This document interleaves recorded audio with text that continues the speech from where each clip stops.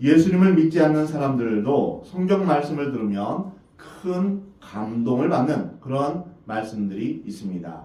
무엇이든지 남에게 대접을 받고자 하는 대로 너희도 남을 대접하라. 이 말씀이 대표적인 예입니다. 이 말씀은 모든 인간관계의 황금률로 알려져 있습니다. 그리고 오늘 본 말씀도 그렇습니다. 진리를 알지니 진리가 너희를 자유롭게 하리라. 많은 대학에서 이 말씀을 사용하기도 합니다. 그러나 여기에서의 진리는 지식이나 학문을 뜻하는 것이 아닙니다. 변치 않는 영원한 진리, 참과 거짓을 구분하는 그러한 기준이 되는 진리를 말합니다. 사람이라면 누구나 영원한 진리, 생명의 진리, 기쁨과 자유를 주는 진리를 찾고자 합니다. 그리고 사람들은 억압, 죽음, 절망, 죄로부터 자유하려는 소망을 가지고 있습니다. 하지만 이 세상에서는 참 진리와 진정한 자유를 찾을 수도 없고 누릴 수도 없기에 그것을 찾아 방황하고 있습니다. 어떻게 하면 궁극적으로 참 진리와 진정한 자유를 얻을 수 있을까요? 오늘 본 말씀에서 그러므로 예수께서 자기를 믿은 유대인들에게 이르시되 너희가 내 말에 거하면 참으로 내 제자가 되고 진리를 알지니 진리가 너희를 자유롭게 하리라 라고 말씀하셨습니다.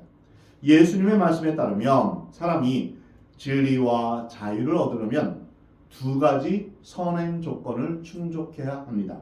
첫 번째는 믿음입니다.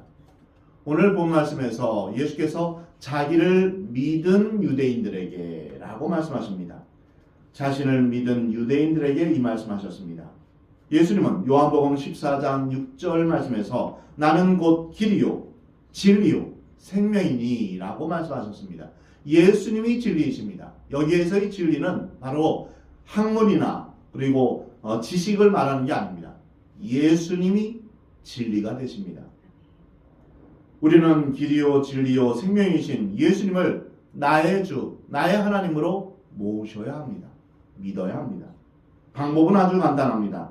믿지 않는 사람들에게 예수님을 전할 때 그 사람이 예수님을 믿고 예수님을 나의 주, 나의 하나님으로 받아들이는 것입니다. 그리고 예수님을 따르는 사람으로 이제 자신을 변화시키는 것입니다.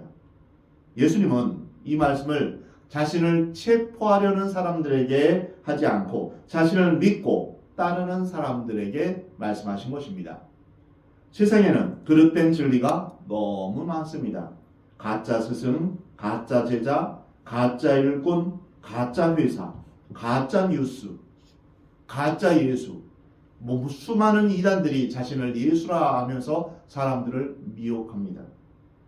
그들은 진짜처럼 위장하지만 본인들이 자신이 가짜임을 너무나 잘 알고 있습니다. 많은 사람들이 진짜인 줄 알고 있다가 가짜라는 사실을 알고는 크게 실망합니다. 또한 세상에는 진정한 자유가 없습니다. 희망이라 부르지만 절망입니다. 행복으로 위장한 불행입니다. 감격으로 가장한 쾌락입니다. 인권과 프라이버시를 앞세운 도덕적 타락을 세상은 자유다 이렇게 말합니다. 내 마음대로 할 수 있는 걸 자유라고 그렇게 착각하고 있습니다. 하지만 우리가 그런 자유를 얻었다고 말하는 순간 또 하나의 억압을 경험하게 됩니다. 하나의 예로 성의 자유와 해방을 말하지만 남녀의 구분이 없어지면서 또 다른 억압이 이제 오게 되는 것이죠. 세상적인 자유는 방종으로 이어지며 결국 인간을 불행하게 하고 억압하며 결국 생명을 파괴하고 맙니다. 인간은 참 진리와 진정한 자유를 원하지만 그것은 인간의 영역이 아닙니다. 우리 인간 스스로 참 자유, 참 진리를 찾아 헤매지만 그것은 우리 인간이 찾아내거나 만들지 못한다는 것이죠. 유한한 인간이 영원한 진리를 알 수가 없습니다. 진리는 변치 않는 것입니다. 100년 전의 사실과 100년 후의 사실이 바뀌면 그건 진리가 아닌 것이죠. 진리는 영원히 변치 않아야 됩니다. 근데 유한한 인간이 영원한 것을 어찌 알겠습니까? 억압되고 제한된 인간이 참 자유를 누릴 길이 없는 것입니다. 인간의 내면 세계에는 그래서 참 진리와 진정한 자유가 없습니다. 인간은 참 빛을 찾아 헤매지만 결국 참 빛이 될 수 없는 존재입니다. 자신이 빛나는 스타인 줄 알고 내가 별인 줄 알았지만 결국 자신이 벌레와 같은 존재라는 것을 깨달을 뿐입니다. 어느 한 가수가 나는 반딧불이라는 그러한 시와 같은 노래를 이제 작사를 했습니다. 나는 빛나는 별인 줄 알았는데 내가 벌레라는 것을 알았습니다. 우리 인간이 그렇습니다. 내가 마치 반짝반짝 빛나는 것 같지만 나는 너무나 초라하고 연약한 존재라는 것이죠. 어둠의 존재이기에 빛을 찾지도 못하고 빛으로 변화될 수도 없습니다. 빛은 인간의 외부에서 들어와야 합니다. 자유도 마찬가지입니다. 인간의 외부에서 들어와야 합니다. 참 진리와 진정한 자유는 인간이 노력한다고 해서 얻어지는 것이 아닙니다. 인간이 만들어내는 것이 아닙니다. 예수님은 너희가 스스로 자유를 쟁취하라 이렇게 말씀하지 않으셨습니다. 너희가 진리를 알지니 진리가 너희를 자유롭게 하리라. 즉 진리는 외부에서 오는 것이고 이 진리로 인하여서 우리가 자유하게 된다라는 것입니다. 너는 스스로 자유를 쟁취하라 이렇게 말씀하지 않으셨습니다. 진리를 가지면 진리가 너를 자유롭게 하리라. 하나님의 크고 놀라우신 은혜가 우리 가운데 준비되어 있습니다. 진리를 우리에게 주시고 자유를 우리에게 주시고자 하는데 이것이 내 것이 되려면 하나님이 크고 놀라운 선물을 우리에게 주시려는데 이것이 내 것이 되려면 어떻게 될까요? 그것을 받아들여야 합니다. 받아들이는 것, 이것이 바로 믿음입니다.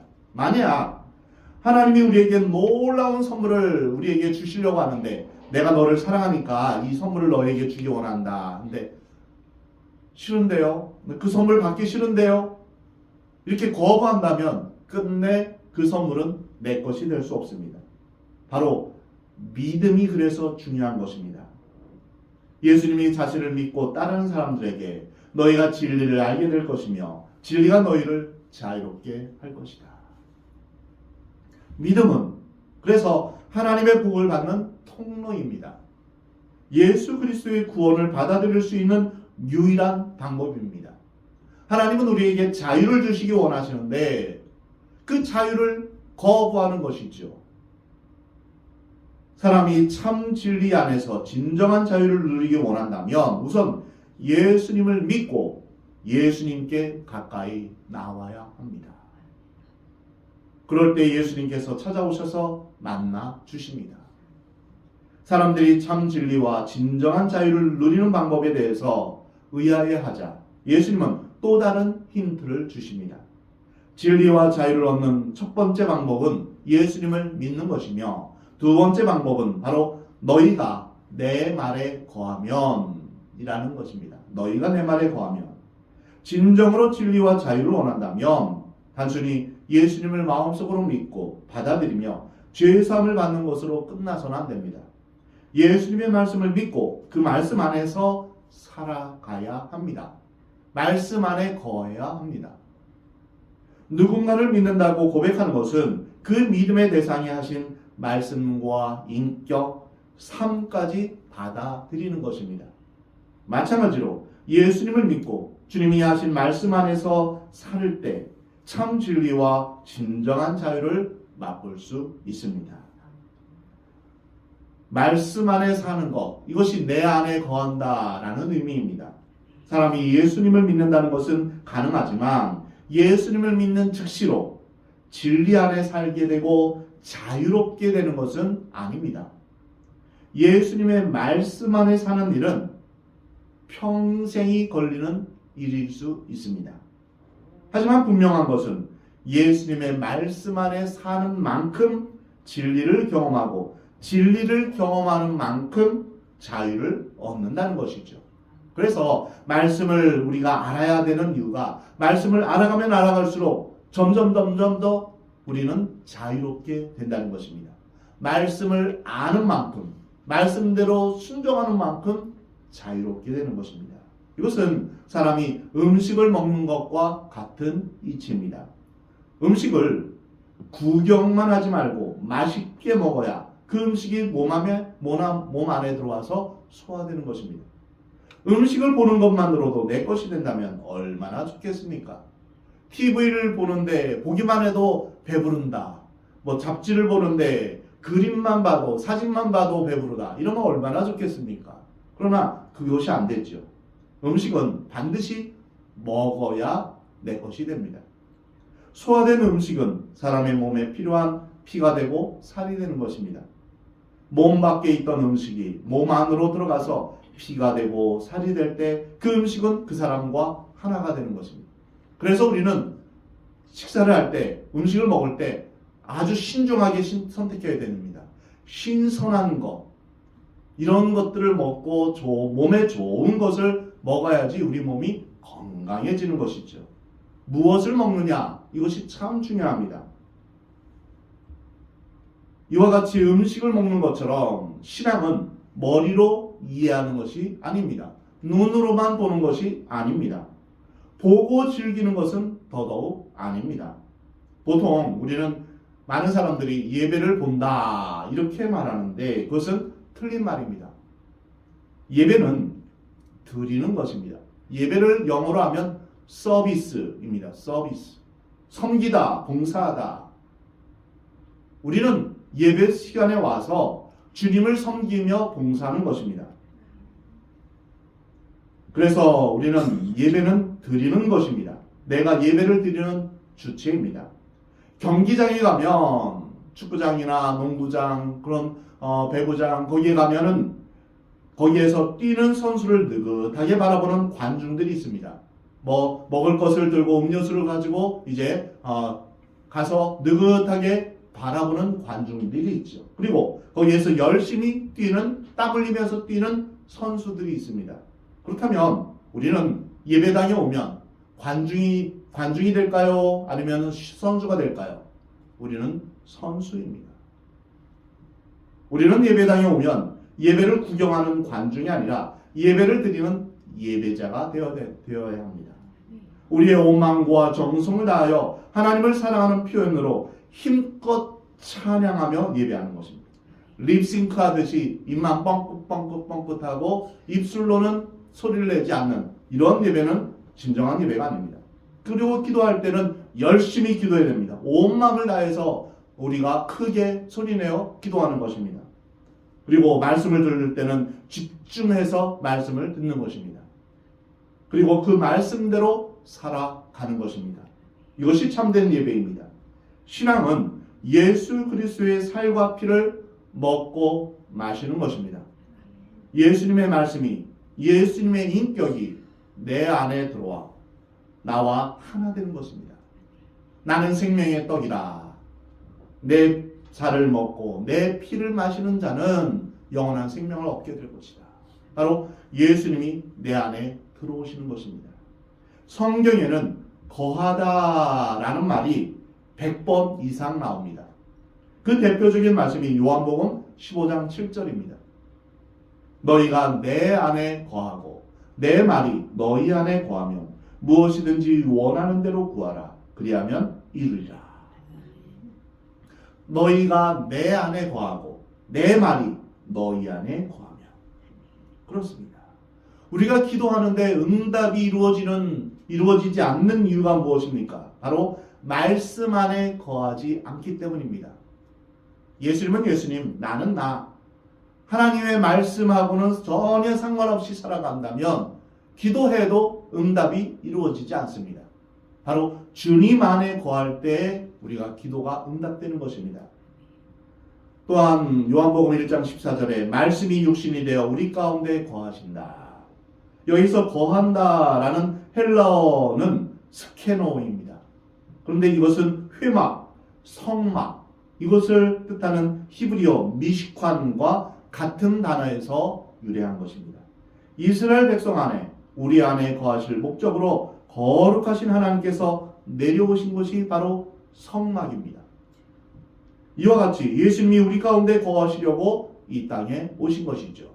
우리 몸을 하나님의 성전 삼으시는 것입니다. 여기서 거하다라는 것은 단순히 일시적으로 머무는 것이 아니라 잠깐 들렸다가 가는 것이 아니라 지속적인 관계와 순종의 삶을 의미합니다. 예수님은 항상 우리에게 나는 내 안에 있고 너는 내 안에 있으면 좋겠다. 나는 너하고 같이 살면 좋겠다. 이렇게 말씀하십니다. 거하다라는 말이나 예수님을 믿는다라는 말은 예수님과의 신비한 연합을 의미합니다. 쉽게 말해서 예수님과 인간이 동거하는 것을 의미합니다. 남자와 여자가 결혼해서 동거하면 혼자 살 때와 비교할 수 없을 만큼 많은 변화를 경험하게 됩니다. 밥도 같이 먹고 잠도 같이 자고 밤도 같이 씁니다. 두 사람은 동거하며 밤낮으로 동행하는 것입니다. 하나님과 동행하지 않았을 때는 잠깐 교회에 와서 예배만 겨우 드리고 와도 아무런 문제가 없었습니다. 하지만 예수님이 우리의 삶으로 온전히 들어오셔서 동거하게 되면 그것으로 만족하지 못합니다. 예수님의 말씀이 내 안에 있게 되고 그 말씀이 나의 생각과 나의 말이 되고 나의 행동이 됩니다. 부부는 서로 닮아간다고 하죠. 남녀가 부부로 함께 살게 되면 어느 한쪽이 자신만의 생각대로 살지 않습니다. 옷을 하나 사든지 어디에 가든지 무엇을 하든지 상대의 의견을 묻게 됩니다. 안주나 선아 당신 생각 이렇게 노래 부르는 것은 상대방을 사랑하기 때문입니다. 그리고 상대방의 의중을 물으면서 상대방에게 맞추어 살게 됩니다. 이것이 동거하며 동행하며 사는 것입니다. 하나님과 사람의 관계도 마찬가지입니다. 우리가 주님을 사랑한다면 주님께 묻고 주님 뜻대로 살아가는 것입니다. 내 맘대로, 내 기분대로, 내가 하고 싶은 대로 사는 것이 아닙니다. 주님 앞에 묻고 주님 뜻을 따라 순종하며 살아가는 것입니다. 주님을 기쁘시게 하는 삶을 살아가는 것. 이것이 말씀 안에 사는 것이며 주님과 동행하는 삶입니다. 성경은 우리가 주님의 말씀 안에 있으면 참 제자가 된다라고 말씀하십니다. 예수님의 말씀 안에서 어떤 사람은 하루에 1시간 생활하는 사람, 2시간 생활하는 사람, 또는 일주일에 한 번 생활하는 사람, 여러 종류의 사람이 있을 것입니다. 어쩌면 많은 사람이 일주일에 한 번 교회에 와서 잠깐 예수님을 만나고 나머지 시간은 개인적으로 생활할지도 모르겠습니다. 어떤 사람은 새벽 기도에 나오고 또는 큐티를 하며 하루를 시작하고 온종일 예수님과 같이 살다가 늦은 밤에 기도한 후 잠자리에 드는 사람도 있을 것입니다. 우리가 예수님을 믿고 말씀대로 살면 주님께서 참 제자다 이렇게 인정해 주십니다. 참 제자는 예수님을 믿을 뿐 아니라 예수님 말씀 안에 사는 사람입니다. 예수님을 믿는다고 하면서 주님 말씀대로 살지 않는 사람은 참 제자가 아닙니다. 일주일에 한 번만 교회 나오고 말씀과 상관없이 예수님은 예수님, 나는 나 이렇게 사는 사람을 참 제자라고 하기는 어렵습니다. 요한복음에는 참 제자가 되는 조건을 3번이나 강조하고 있습니다. 오늘 본문 말씀에 너희가 내 말에 거하면 참으로 내 제자가 되고, 이것이 첫 번째입니다. 너희가 내 말에 거하면. 요한복음 13장 35절에는 너희가 서로 사랑하면 이로써 모든 사람이 너희가 내 제자인 줄 알리라. 첫 번째는 예수님 말씀 안에 거하는 것입니다. 두 번째는 서로 사랑하는 것입니다. 그러면 예수님의 제자이다. 그리고 요한복음 15장 8절에는 너희가 열매를 많이 맺으면 내 아버지께서 영광을 받으실 것이요 너희는 내 제자가 되리라. 여기서 우리는 참 제자가 되는 3가지 특징을 우리는 요한복음에서 발견합니다. 첫 번째는 예수님의 말씀대로 사는 것입니다. 두 번째는 서로 사랑하는 것입니다. 세 번째는 삶 속에 열매가 있는 것입니다. 성령의 열매, 빛의 열매를 맺는 사람입니다.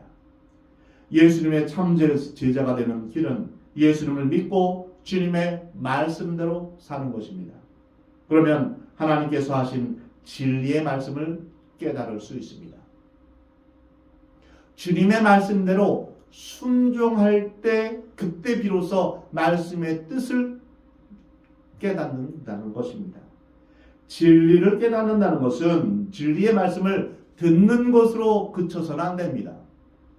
진리를 듣고 그 말씀대로 실천할 때 진리를 깨닫습니다. 예를 들어서 용서하라.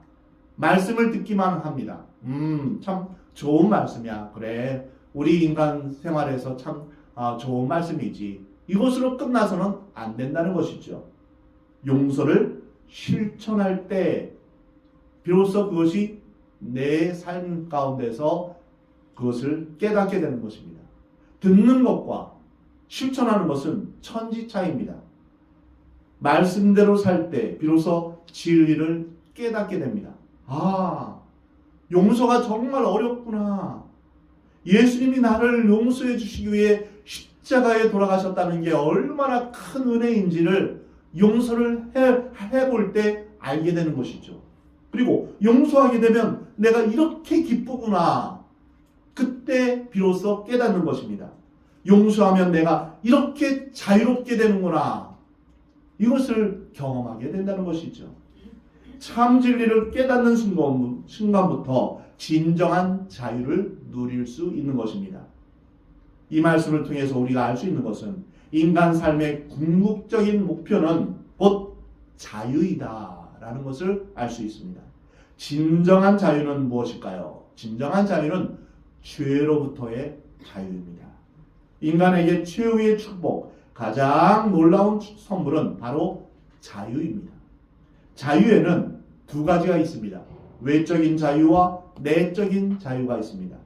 우리는 보통 말하는 출판의 자유, 표현의 자유, 종교의 자유, 가난으로부터의 자유, 공포로부터의 자유 등 여러 외적인 자유에 대해서 알고 있습니다.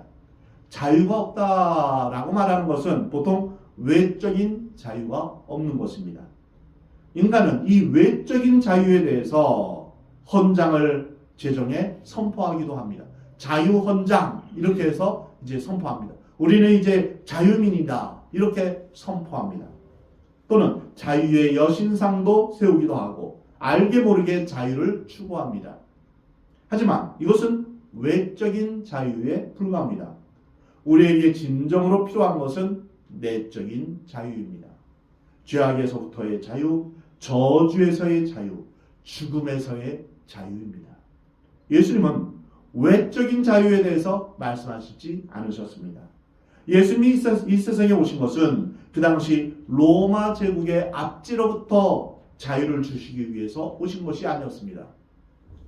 경제적인 자유를 주시려고, 즉 배고픈 문제를 해결하는 것 때문에 예수님이 이 땅에 오신 것도 아닙니다.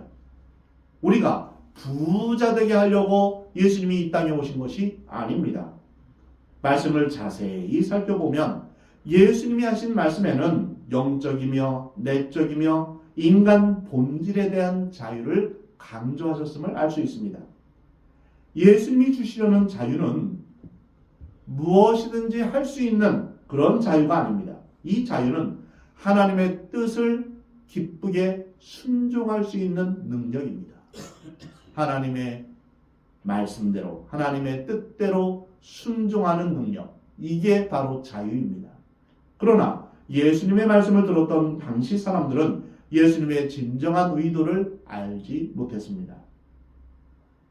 오늘 본문 33절에 그들이 대답하되 우리가 아브라함의 자손이라 남의 종이 된 적이 없거늘 어찌하여 우리가 자유롭게 되리라 하느냐. 유대인들은 우리는 지금 자유로운 상태인데 무슨 자유를 논하느냐는 것입니다. 지금껏 유대인들은 아브라함의 자손으로서 누구의 종된 적이 없다. 그래서 풀려날 필요가 없다. 이렇게 말하고 있는 것입니다. 그들은 아브라함의 자손이라는 혈통적인 자부심을 내세우고 있었던 것이죠. 하지만 역사적으로 이스라엘은 오랜 세월 자주 타국의 종살이를 했었습니다. 애굽에서 400년 동안 종살이하다가 하나님이 보내신 모세를 통해 해방을 맛보았습니다. 언약의 땅에 와서 살다가 말씀대로 살지 않고 생수의 근원 되신 하나님을 버림으로 말미암아 땅도 빼앗기고 성전은 파괴되고 백성들은 바벨론의 포로로 끌려갔습니다. 종이 되었던 것이죠. 그럼에도 하나님은 그들을 압제와 포로된 자리에서 풀어 자유케 하셨습니다. 예수님 당시에도 로마의 압제와 고통 가운데 해방을 가져다 줄 메시아에 목말라 하고 있던 상황이었습니다. 그들은 스스로 아브라함의 자손이라고 말하면서 우리가 남의 종이 된 적이 없다라고 말합니다. 아브라함의 자손이라 말하지만 아브라함이 가졌던 믿음에는 전혀 관심이 없습니다. 다만 혈통만 내세워서 선민의식, 우리는 택함받은 민족이다라는 특권과 자부심으로만 살았던 것입니다. 유대인들은 아브라함의 자손과 자유를 심각하게 오해하고 있었습니다. 예수님이 주시려는 자유는 물리적 속박이 아니라 영적인 속박으로부터의 자유입니다. 해방입니다. 오늘 본문의 유대인들이 한 이 말은 우리는 아브라함의 자손이다 이렇게 말한 것은 믿지 않는 많은 사람들이 아니 나는 죄 지은 적도 없는데 왜 자꾸 나를 죄인으로 만드냐 이렇게 말하며 화를 내는 것과 같은 이치입니다. 그러나 예수님의 말씀은 인간 내면의 죄에 대해서 말씀하고 있는 것입니다. 우리는 실제로 간음하지 않고 도둑질도 하지 않습니다. 살인하지도 않았습니다. 그러나 법을 어기지도 않았지만 그러나 우리의 내면을 잘 살펴보십시오. 마음의 음심을 품고 또한 탐욕 다른 것들을 탐하고 또한 다른 사람을 미워하고 이것은 모두 죄를 범한 것이다 라고 마태복음 5장에 말씀하고 있습니다. 세상적인 법을 어기지 않았더라도 나는 죄를 짓지 않았다라고 자신 있게 말할 사람이 없습니다. 이것은 마치 간음한 여인을 향해 돌을 들어 치려는 사람들에게 너희 중에 죄 없는 자가 먼저 돌로 치라 하신 예수님의 말씀에 하나둘씩 모두 빠져나간 것과 같은 것입니다. 인간의 내면을 보면 죄를 짓고 있는 쓰레기 같은 자아를 발견할 수 있습니다. 자유에 대해서도 마찬가지입니다. 우리는 어느 누구에게도 매이지 않는 자유인이지만 내면으로 깊이 들어가 보면 억압된 종처럼 살고 있는 것입니다. 인간은 죄의 종입니다. 어느 누구도 예외는 없습니다. 따라서 인간은 죄를 지으며 살고 있는 것입니다.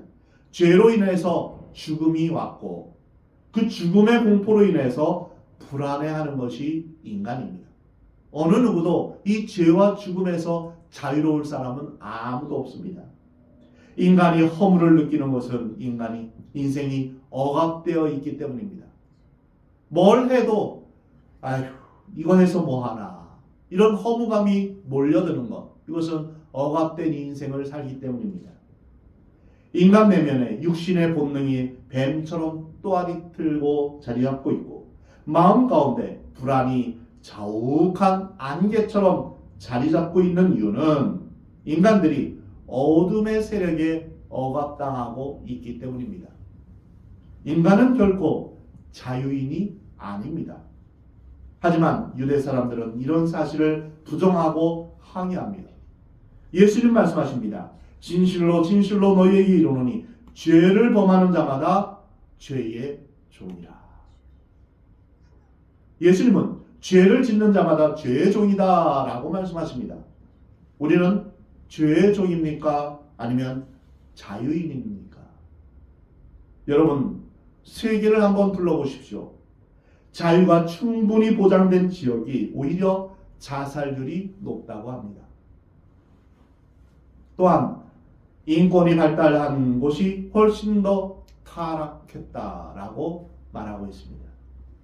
사회주의 국가일수록 성적 타락 현상은 덜 심각한 편입니다. 그래서 공산주의 국가에서 선전하는 것이 이것입니다. 이것 봐라. 자본주의 국가들이 얼마나 성적으로 타락해 있냐. 저렇게 비키니 입고 저렇게 방탕하게 살고 있지 않느냐. 자본주의는 그래서 나쁜 거다. 이렇게 말합니다. 이렇게 조롱하는 말로 깎아내립니다. 사회주의 국가는, 공산주의 국가는 국가적으로 억압하니까 덜 심각하게 보이는 것 뿐입니다. 인간 내면의 그 죄의 문제를 해결한 것이 아니죠. 이슬람 국가도 마찬가지입니다. 종교라는 이름으로 탄압하고 억압합니다. 그래서 여자들은 눈만 빼꼼히 나오고 몸매가 드러나지 않는 그런 차도를 뒤집어 쓰고 남자들이 이제 음욕을 일으키지 않도록 그렇게 억압하고 탄압하고 이런 식으로 이제 말하면서 우리는 성적인 범죄가 없다. 이렇게 말합니다. 실제로 그렇습니까? 탄압하니까 덜 심각해 보이는 것 뿐입니다. 인간이 억압과 탄압 아래에서는 죄를 안 짓는 척하지만 인간은 자유를 주면 방종과 타락으로 치닫는 그런 존재가 바로 인간입니다. 인간이 원래 죄의 종이기 때문입니다. 죄를 범하는 자마다 죄의 종이라. 성경은 모든 사람이 죄를 지었다라고 말씀하십니다. 모든 사람이 죄의 종인 것입니다. 오늘 본문 35절에 종은 영원히 집에 거하지 못하되 아들은 영원히 거하나니. 종의 특징은 절대로 아들이 될 수 없다라는 것입니다. 아들은 영원히 아버지의 집에 살지만 종은 주인의 집에서 일하지만 영원히 머물지는 못합니다. 우리는 죄의 종입니다. 우리의 내면을 들여다보면 억압된 욕망 덩어리를 갖고 본능대로 살고 있음을 알 수 있습니다. 우리 마음 가운데는 미움, 시기, 질투, 분노, 불만 그것으로 가득합니다. 스스로 지옥을 만들어 사는 것이 인간의 내면입니다.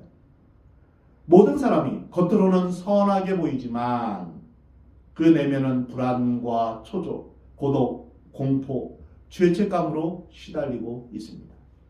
진정한 자유는 오직 예수님께서 주시는 것입니다. 예수님만이 죄의 종된 인간들을 죄의 속박에서 해방하는 권세를 가지신 유일한 하나님의 아들이심을 믿으시기 바랍니다. 너희가 진리를 알지니 이 진리는 바로 예수님을 말씀하시는 것입니다. 너희가 이 나를 알지니 예수님을 알지니 예수가 너희를 자유케 하리라. 이 말씀입니다. 우리의 죄를 없애주시려고 죄가 없으신 예수님이 십자가에서 우리 대신 돌아가신 것입니다. 나 대신 예수님이 돌아가신 것입니다. 죽으셨을 뿐 아니라 사흘 만에 부활하셨습니다. 예수님의 그 십자가와 부활로 죄와 사망의 권세를 깨뜨리시고 모든 믿는 자에게 진정한 자유를 주신 것입니다. 예수님이 주시는 자유는 우리의 내면에서 우리의 영혼에서 경험되는 것입니다. 예수님은 우리에게 죄로부터 자유케 하셨습니다. 죽음으로부터 자유케 하셨습니다. 사탄의 권세로부터 자유케 하셨습니다. 모든 상황에서 자유케 하셨습니다. 그래서 우리는 근심이나 걱정이나 또한 불안이 없이 늘 기쁨과 평강을 누리며 살게 됩니다. 예수님이 주시는 이 자유에 대해서는 우리가 다음 주에 함께 더 깊이 묵상하겠습니다. 오늘 본문 36절에 그러므로 아들이 너희를 자유롭게 하면 너희가 참으로 자유로우리라. 예수님이 우리를 자유롭게 하시면 우리는 참 자유인이 됩니다. 사랑하는 성도 여러분, 참 자유를 얻으려면 두 가지를 해야 된다고 그랬죠. 뭐죠? 첫 번째는 예수님을 믿어야 한다는 것이죠. 하나님이 믿는다는 것은 하나님의 큰 선물을 내 것으로 받아들이는 것입니다. 받아들이는 것. 두 번째는 주님의 말씀대로 사는 것입니다. 내 말에 거하면이라고 했습니다. 주님 말씀대로 사는 것입니다. 그러면 우리는 예수님의 제자가 될 수 있습니다. 예수님의 참 제자가 되면 진리를 깨달을 수 있습니다. 말씀대로 사는 만큼 진리에 대해서 알게 되는 것입니다. 진리를 아는 만큼 우리의 내면에서 자유를 누릴 수 있습니다. 이 부분에 대해서도 다음 주에 이제 더 깊이 다루겠습니다. 여러분 모두 예수님을 믿고 예수님의 말씀대로 순종하여 살아감으로 참 자유를 누리기를 우리 하나님은 원하십니다. 사랑하는 성도 여러분, 우리는 죄의 종의 신분을 벗어나 영광스러운 하나님의 자녀가 되었음을 여러분 감사하시기 바랍니다. 우리가 진리 되신 예수님 안에서 새로운 피조물이 되었습니다. 이제는 하나님 안에서 처음 창조하신 형상대로 자유인의 기쁨을 마음껏 누리기를 우리 하나님은 원하십니다. 물고기가 어디에서 자유롭게 헤엄칩니까? 물속에서이죠.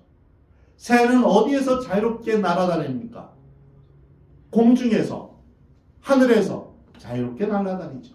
그러면 우리 인간은 어디에서 참 자유롭게 우리가 살아갈 수 있을까요?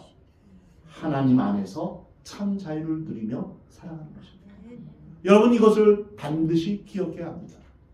그래서 우리는 쉴 때도 하나님 안에서 쉬는 것입니다. 놀 때도 하나님 안에서 놀아야 됩니다. 하나님을 떠나서 다른 곳에서 만족을 찾으려고 하면 그것이 곧 무엇이 될까요? 그것이 죄요. 그것이 이제 우리의 삶을 얽어매는 것입니다. 그래서 우리는 하나님 안에서 있어야 되는 것입니다. 하나님께서 우리의 진정한 자유를 보장해 주십니다. 이제 우리는 사망을 향해, 마귀를 향해 호통을 치며 살아갈 수 있습니다. 사망아, 마귀야, 예수 그리스도의 이름으로 물러가라. 이렇게 우리가 호통을 치는 것입니다. 불안과 염려, 걱정이 있으면 어떻게 한다고요?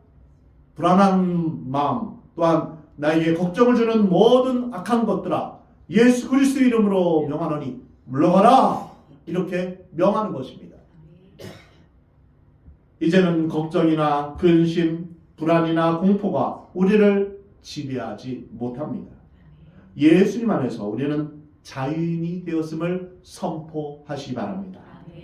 우리는 또한 죄의 유혹이 있을 때마다 마귀를 대적하면서 우리 몸을, 우리 지체를 의의 무기로, 의의 종으로 드리기를 힘써야 할 것입니다.